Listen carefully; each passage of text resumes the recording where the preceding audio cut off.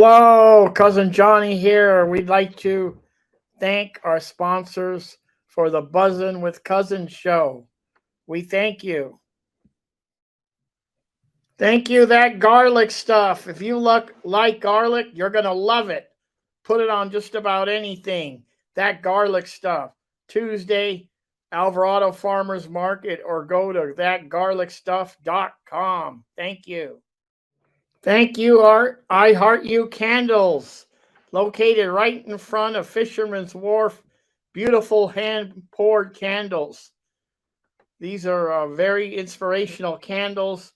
Call Sherry at 574-9446, right in front of Fisherman's Wharf. They're great. Thank you, Max Fit Meals, 520 Fremont Street. Grab and go healthy meals. They're delish. On your way from home from work, go grab some, heat them up, and fantastic. Thank you, Suds Cyber Laundry, 709 Lighthouse, Pacific Grove. Great modern machines, big screen TV, coffee, and a great friendly staff. Thank you, Suds. Thank you, the Whiskey Club, 425 Alvarado Street. Over 400 whiskeys to choose from.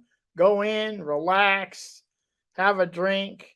They have a bottle shop. They have room for special events. The Whiskey Club, thank you. Thank you, storyteller, author, and all-around good guy, Tony Albano. Tony has written 3 books, the latest being Cherish, about a New York teenager and a nun find love. Thank you, Tony. And if you want to order the book or find out more about Tony, go to Tony, Tony, Albano, Albano, storyteller.com. Check it out. Thank you. Thank you, sponsors, for the Buzzin' with Cousins show. We thank you.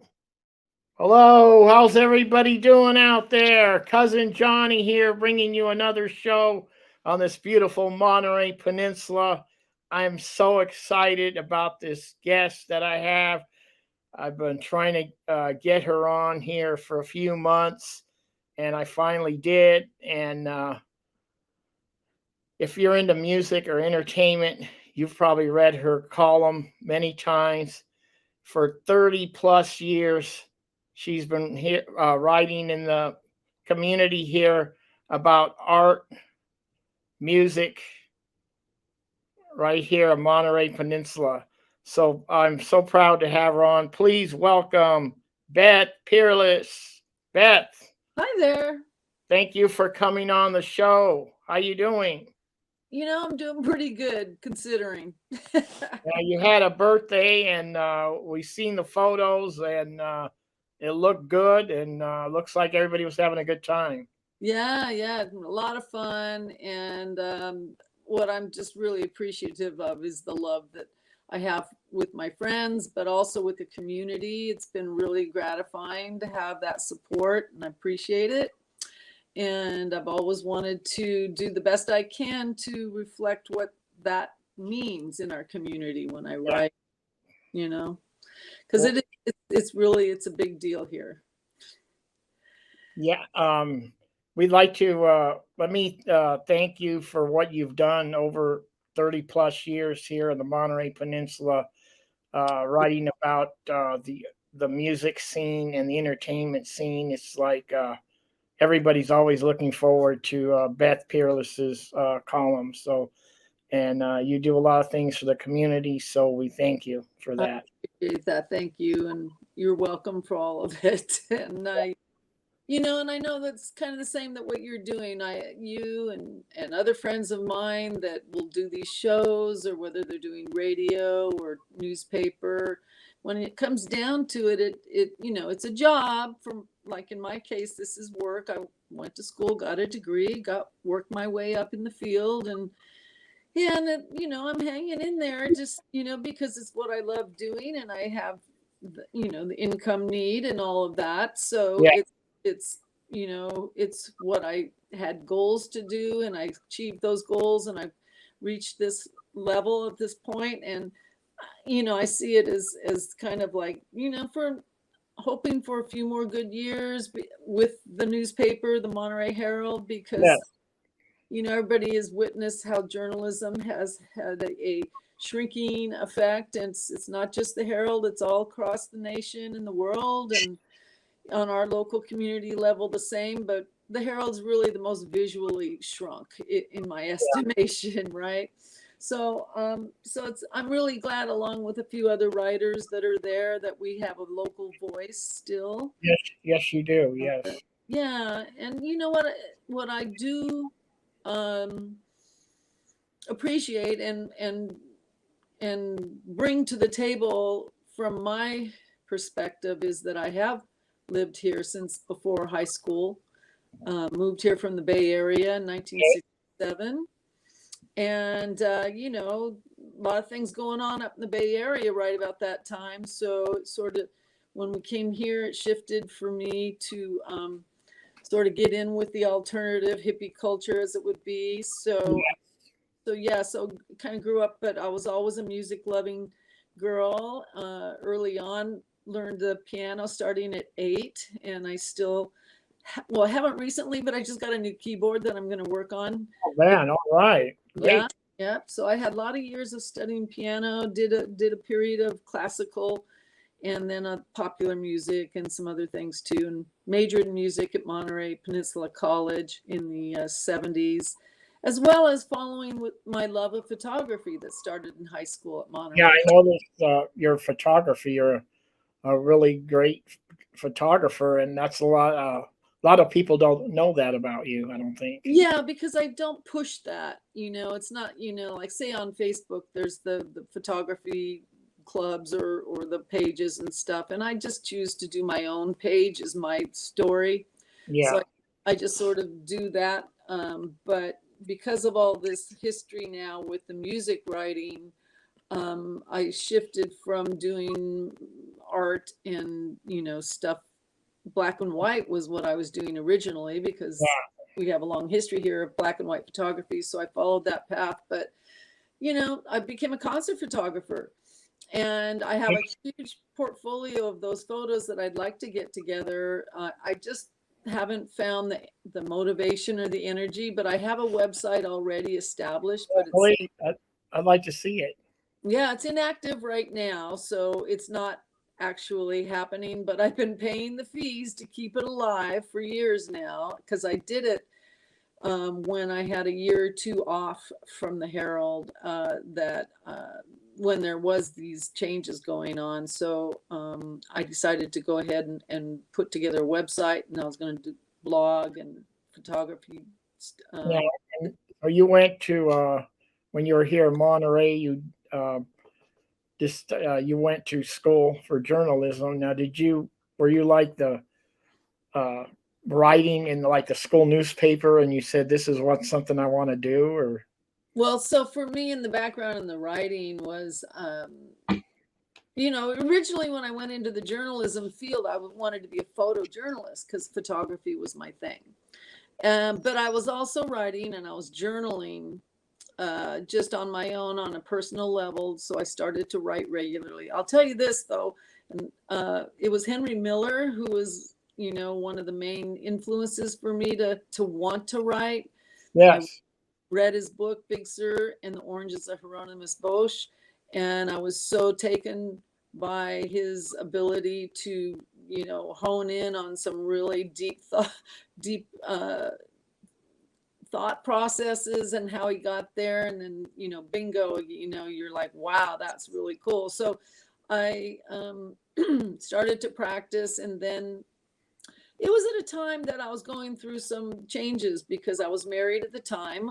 yeah, My maiden name is Weiler, and I married Chris Peerless. So he and I were having our ups and downs at the time, and I thought, I need to get a career rather than just a job. I had had years of waiting tables around town or Yeah. around the county, really. And then I worked in picture framing. So when I got into the writing, I actually, my first published piece was in the Herald, and it was about my experiences coming to town and going to the Monterey Pop Festival. Oh, yes. Now that's great. Yeah, it's interesting story because it was the weekend that we moved here. And my brother, who's a couple of years older than me, he's no longer with us, but he, at the time, was here for the whole weekend with a friend. And when I arrived Sunday with my parents, he took me out to the fairgrounds. I was 13 years old, wasn't driving. So he brought me out there, and that I was there at the evening concert. And so I wrote my recollections and experiences and submitted it to the Herald, and they published it with a group that was for the 20th anniversary of the Pop Festival. So that was my first published piece.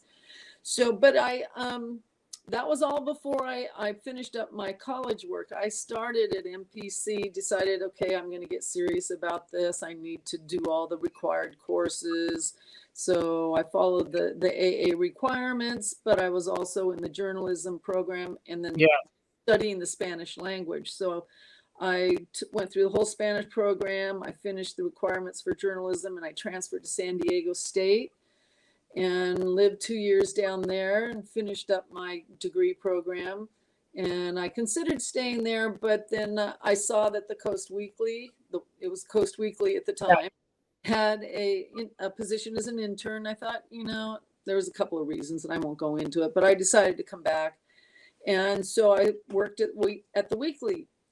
And right off the bat, they gave me the position as a music writer. Now at school, at San Diego, when in the program, I wanted to work at the school newspaper. So when I applied, I wanted to be a photographer, but there was no photography positions available. So the last editorial writing position was in the science department. And so I was like, I got my first publications at school writing about black holes and ecology type things. And so, I just didn't know where I was going to go with it. I did not plan to be an entertainment writer. It just sort of happened because I had the background in music. And I'd been a concert going, I saw the Beatles. I was at the Mount Tam Festival. I was at Monterey Pop and went to Altamont. All those things that were milestones in the rock and roll world, right? So it just became a natural fit. And I didn't stay long with them. And that I won't go into the details on that because it was due to some interactions that I didn't like. And I decided, now I don't want to be here. So I quit, and I ended up getting a job, and I went out of the journalism world as a writer and went to work in marketing. I became a marketing assistant at the Barnyard, and then I was public relations manager at Thunderbird Bookshop for about 7 years. So, and then the Weekly hired me back as a music writer, and I was there for 3 or 4 years, and then it got to be friends with Mac because we were on the same beat, Mac McDonald. What a dream team that was when you guys were together. It was the best. It was so cool. And, journalism was still alive and healthy. Mac was an editor. He hired me to come to the Herald. I quit the Weekly to do that because I was excited about taking the Santa Cruz beat, where I was able to go up and cover Santa Cruz. Yeah, you had a stint at the Good Times. I did that too, but I had a column called Cruisin' for the Monterey Herald. Yeah. And so I ended up moving up to Ben Lomond. A friend of mine lived up there, and I moved in on her property. And so those were the golden years for me. I've said this to other people, how much I enjoyed being able to have a small little cabin. It's kind of like, oh yeah, I was a little hippie chick once upon a time, and now I live the dream. I had my cabin in the woods, wood burning stove. I was, crocheting, making jewelry, playing guitar, life is good. Going out to shows all the time. It was great. And and things started to to get a little wonky family wise, and I won't go into all the details there, but you know, I stayed working up in that beat until Mac needed to cut back on the pages that the newspaper was using. They didn't want to pay so much, so they took away the cruising column. I kept writing because I was always writing features at the same time, and yeah, Mac and I were the dream team. You know, Really he had the Monterey thing down. He was, you know, loved, and we, you know, covered the festivals really extensively. It was super cool. And then he allowed me to go up to San Francisco and cover events up there. And I would have that in the Herald, so I would do photo stories and reviews of SF Jazz and or Outside Lands. And just this morning, I had an interview with Kurt Vile, who's going to be at the Rebels and Renegades Festival. Okay, yeah, but that's a new one, our second year there with that one. And I saw him up at the Outside Lands. And so we had a chat about all that. And he's also played down here with Britt Govia and Folk at his shows down in Big Sur. So yeah, he's, you know, he's aware and a part of the local community here. So that's kind of the story, you know. You know, then there's the 2 years that I was completely off, and that's when the website started. But then Mac was another casualty of the newspaper, not wanting to pay full benefits to the editors and those that were full time. So after he got a great package. Actually, we just visited. I just went down and visit with him and Beth. I saw the photo. Yeah, and he was saying, you know, how well he, you know, the timing was right for him, and he managed well in leaving. And so Jeannie Evers was the editor after, and she asked me to come and write the column for Monterey. So then there I was again writing Monterey column, and it was a transition because, you know, again, everybody missed Mac, and, you know, I missed him too, but, you know, my job as a journalist just the same. And, you know, I was provided and offered a job, and I took it. So I'm really happy that I'm still hanging in here. You just did a nice article on the Jazz Festival about a Monterey resident that's going to be playing at the main stage. Yeah, well, he's not on the main stage. Zach Westfield quartet, and they'll be on the courtyard stage, which is the small stage. But that's great. Congratulations to him. I know. I'm so pleased. And, you know, Jesse DiCarlo, who is Paul Goldman's son and a really fine guitarist, he plays with Cindy Alexander, and he had the Danny Page and a lot of things going on. And he's a producer. He's the one who's working with Zach to do the recording. He has a new CD called Zach Westfield Quartet Live at Pearl Hour. And Jesse did the producing. So Jesse, being a close friend, gave me the tip about a month or two ago that this is Zach was going to have an album and that he's playing at the festival. And I said, now that's newsworthy.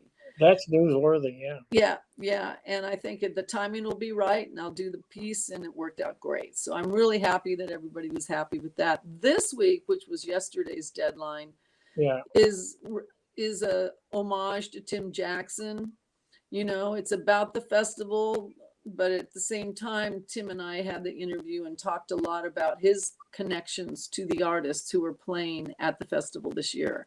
Nice. So that's what I focused on in this week's column. And so it, you know, it's not one of those that you read to find, you know, get all the details. The websites are there. That's the thing. You know, I always have to just have that connection, because I think eventually, you know, all the papers will go online. Yeah, they will. The cost of producing a newspaper and the newsprint and all that stuff is become fairly prohibitive for, especially in the paradigm of the dailies, that how they've always operated. There's something to be said about going outside and grabbing the paper, pouring a nice cup of coffee, and just flipping through. You know, I mean, hey, there's a Beth Peerless column. You know? Yeah. So I've already made the transition. I don't do the newspapers except for if I'm out having a cup of coffee at a restaurant or something. She'll and thumb through it. But are you going to be covering the Jazz? Yep. So this weekend I'll be out there all 3 days. We got the new Tim's retiring as the artistic director. So I'll be meeting the new one, Darren Atwater. He's got quite a extensive Vita curriculum thing going on. I can't recite it, but I'll eventually be bringing my information out to the public about him. I know a few other people have done, the original announcement and such. So yeah, so it'll be great. There's going to be some really good music, and it's Gonna always be great. Yeah. a lot of our local people who are our music fans are out there. So it's cool. So Definitely.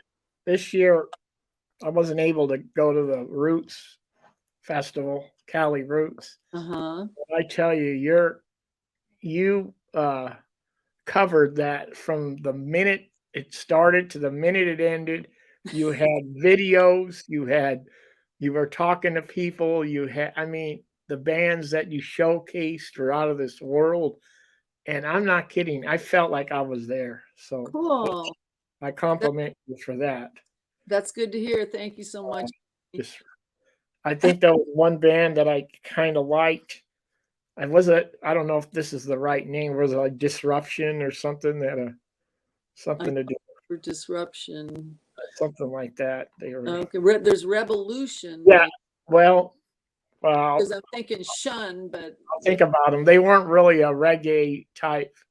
They were more like a kind of a rock and roll, kind of little punkish type. oh, right. And that was and I can't remember the name. The singer she was standing on top of one of the amps and really, Yeah, she was good. that band, loved that band. They were great. The energy was amazing. They had, of all things, you think the reggae fest, everybody's mellow. They're all getting high and whatever. But they got a mosh pit going. There was dueling mosh pits down on the grounds of the main stage area. And I'm, the press, we have a seating up on the side. And so great vantage point for me to take videos. But it was really good.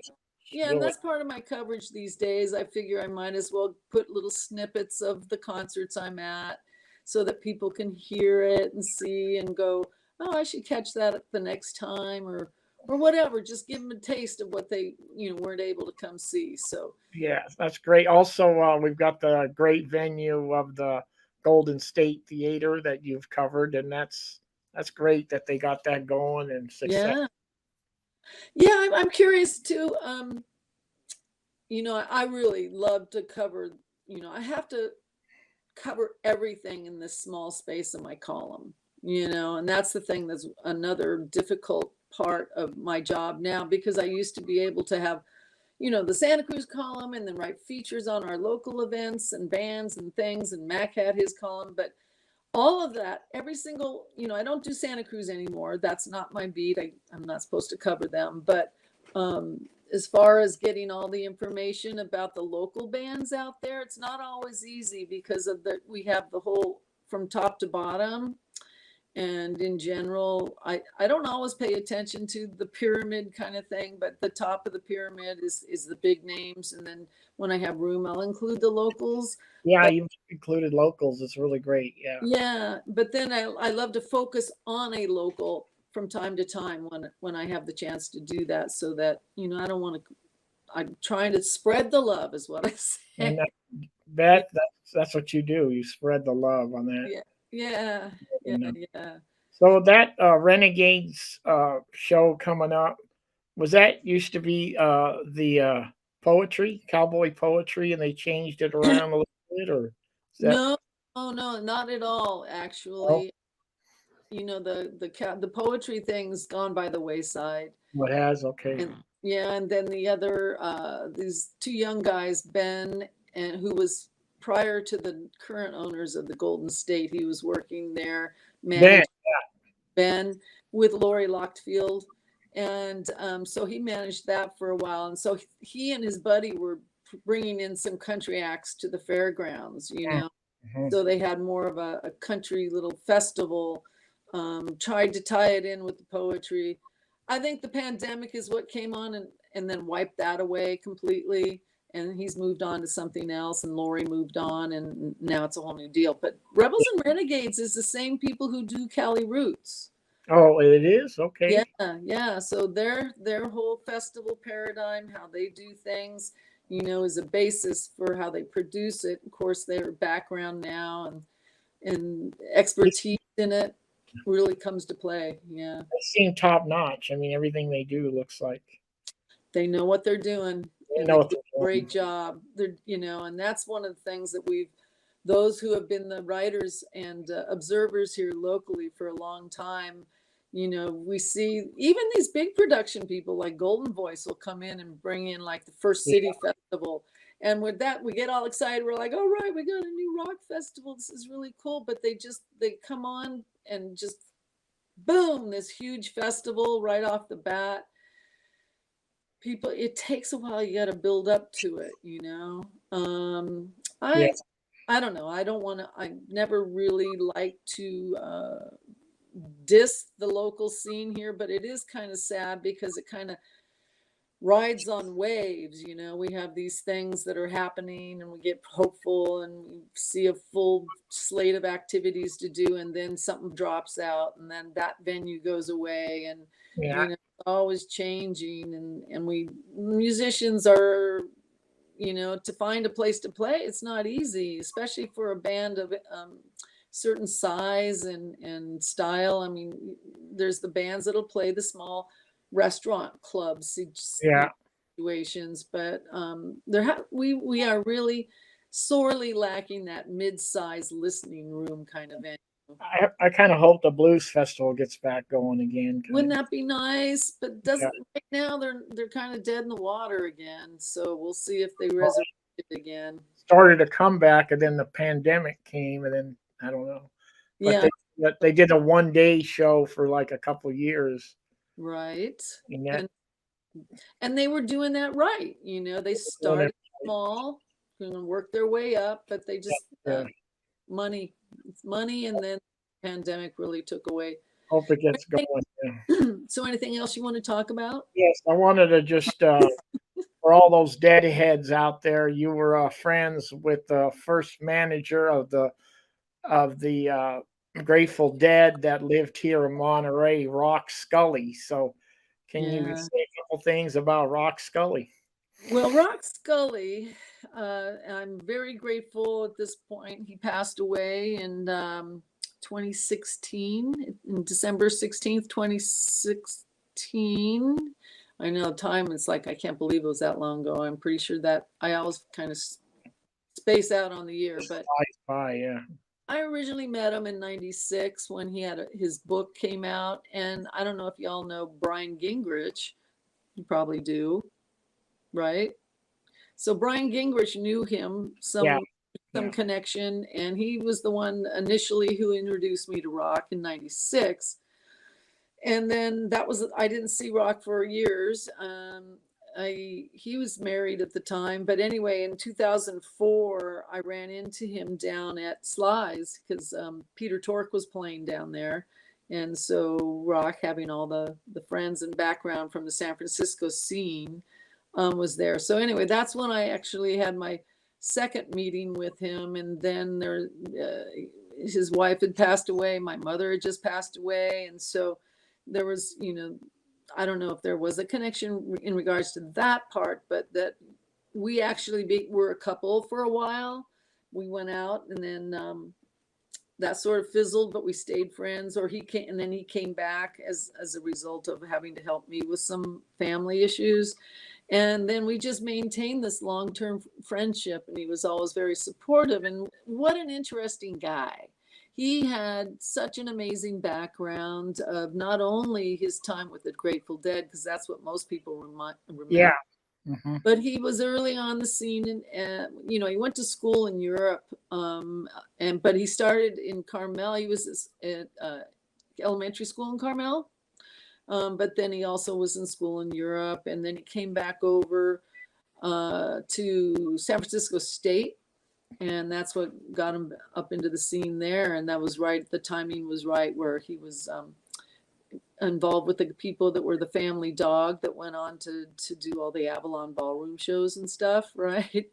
And then it was Owsley, the Acid King, who introduced him to the Grateful Dead. He said, Rock was managing the band The Charlatans, which was one of the early psychedelic bands out of San Francisco.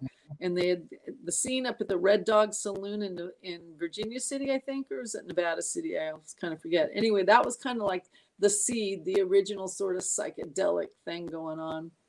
So anyway, Rock got that start, right? He was an early denizen of the Haight-Ashbury scene, and then he became the manager of the Grateful Dead. And of course, we know what kind of lifestyle those guys were leading. It was all kind of crazy. We were all the little, lemmings following them off the cliff, in a sense. But we were having Thelma and Louise, you know what I mean? Yeah, exactly. Hell of a good time, though. I always think back. It's like, oh, yeah, it sort of slowed down my progress because we were all just having a party and going to music and doing all sorts of things. But I'm really glad that, when I met him, he was sober. He had given it all up. Yeah. Way to the no alcohol. Too bad the cigarettes had been so much a part of his life because that was, he had lung cancer, what took him out. So anyway, he's just a really good heart. And I think part of that AA thing that he was involved in was him being of service in the community and to help people who were, in need of it. And so we're lucky to have him. We were lucky to have him because he was, he was bona fide celebrity of that scene. And, he introduced me to a lot of people from that whole world. And I also had met this other guy I dated for a while who was a deadhead. So, brought me even, back into that some more. I was never a deadhead myself. I like the Grateful Dead, but I don't follow them around. I never have.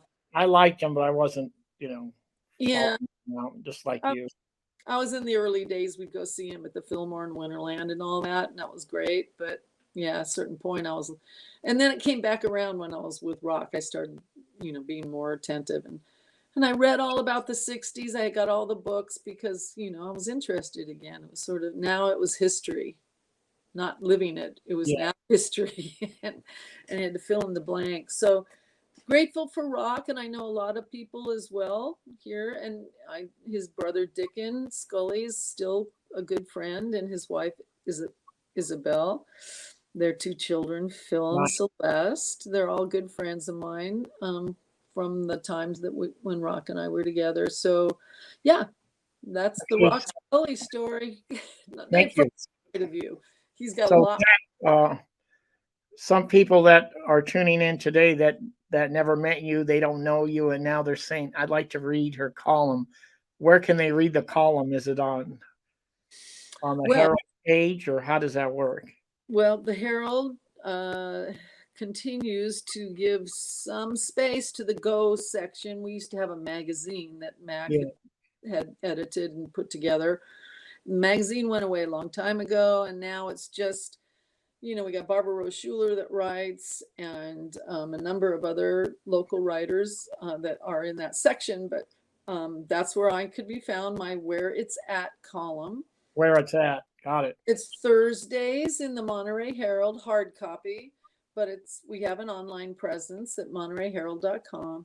And what you need to do, because a lot of times on that online thing, and I think you generally have to be a subscriber to get access, but they now have this gifting sort of thing where if you're a subscriber, you can gift an article. So I started, because I've always posted my article links up on my Facebook page. So that's the other place people can find my articles is there. And I'm hoping it's okay. I think it's okay. Nobody's saying anything, but I figured out, hey, I'll take this gift option and put it on Facebook. Yeah, why not? And so then anybody could read my column, whether you subscribe or not. And I hope that would bring them more business, but it'll definitely get more people be able to read my column. So it's on Facebook. It's my personal page, Beth Peerless. And I usually need to know that person, or they know a lot of my friends before I allow them into my that's thing. good. Yeah. So anyway, and I keep everything among the friends, nothing's public. So, I think as protection, not only for me, but for everybody else who's in the list. But anyway, that's where you can find it. Thank you. Yeah. Beth, we're lucky to have you here in this community, keeping us on abreast of what's going on. And I just Thanks. thank you for what you do in the community, and thank you for sharing your story and buzzing with cousin. Yeah, I appreciate it. And the same to you, Buzz. No, Johnny. Okay. Cousin Johnny, because you are amplifying our local community and the people involved, and I think that's really cool. Thank you too. Thank you. And Beth, we'll be looking forward to the next column. Thank Good. you. Keep Bye. on moving on. See you later. Bye. Cousin Johnny back. Beth Peerless, thank you for joining me and buzzing with cousin. You got to read her columns. She's the best. Okay, cousin Johnny out. Everybody have a great day.